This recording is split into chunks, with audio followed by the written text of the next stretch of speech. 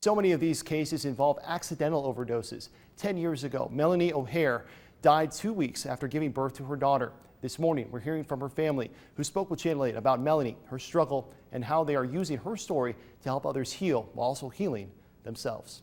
There's things that you wish now that she's gone that you wish you would have said, and then there's some things that you wish you wouldn't have ever said to her. But the memory of Melanie O'Hare remains in the town of Wilber. Her family never forgetting her spunk and competitiveness. She kept everybody on their toes. She was loved by many. The youngest of four, Mel's fame in Wilber spread in sports. Mel earned a scholarship to throw discus at the University of Missouri after setting the state record in the event. That record stands to this day. She was by far probably the best athlete in our family. I was probably the worst. Still, at an early age, Mel had a rebellious side. It didn't affect her when she got in trouble, and that was the difference, I feel like. During Thanksgiving break, her sophomore year in college, Mel was involved in a near tragic crash. They hit a tree 70 miles an hour. Somehow, Melanie and 3 others survived. She suffered a broken femur, fractured hip, nerve damage to one of her feet, among several other injuries. Months of rehab forced her to drop out of school and move back home. However, despite taking several pain medications for her injuries, Mel didn't show signs of addiction, or at the very least, she kept her struggle hidden. A few years later, she eloped with her husband Pete in 2009. They found out they were pregnant a year later. Mel gave birth to her daughter, Jace Marie, on April 1st of 2011. She looks just like her when she was little. It's kind of like deja vu.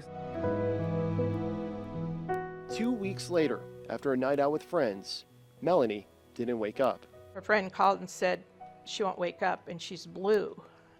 She didn't wake up, so they called 911. And of course, they tried to do CPR, but she was.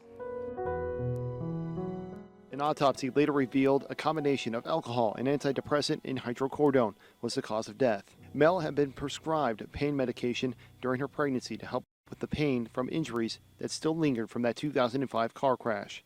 She ran out of the prescription after giving birth, but received the hydrocodone from a friend. And I knew she was in a lot of pain because her body language, like when she'd sit down and stuff, you could tell that she was in a lot of pain, but I still think part of it was addiction. Melanie was just 26 years old. She died a few feet away from her 2-week-old daughter.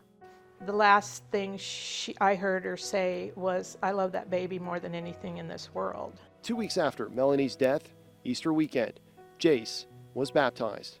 We had her baptism. It was the most beautiful baptism I've ever seen, and her daddy, Jace's daddy, sat by me, and the tears just rolled and landed on the baby blanket, and her sister, I could hear her crying in the back, and then another friend was sobbing, and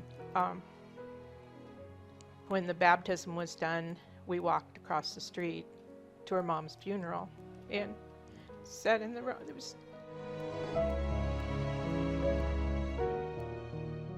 I feel like I couldn't breathe.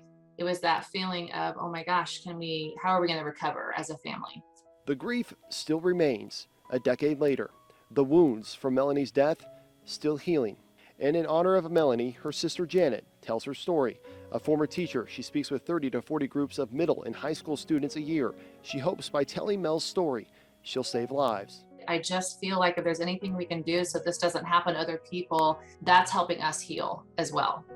And so that has been probably our best thing. I feel like we are the closest we've ever been, but it's taken a long time. It's been 10 years. Mel's parents agree, and the entire family preaches the same message when remembering Mel.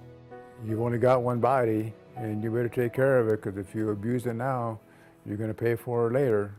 Life is so short. It's all about relationships, and if you can repair any kind of relationship that's not going well, I say do it sooner than later. You just never know.